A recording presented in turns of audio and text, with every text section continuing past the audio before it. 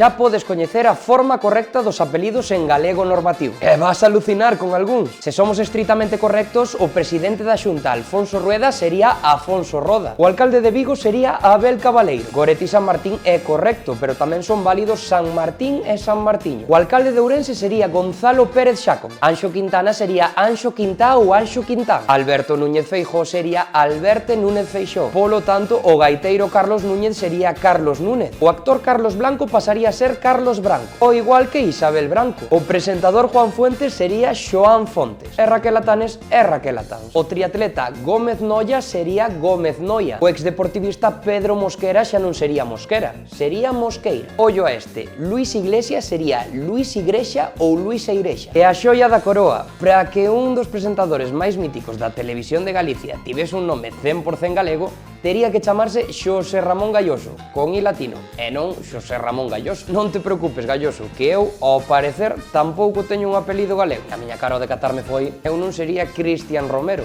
sería Cristian Romeu.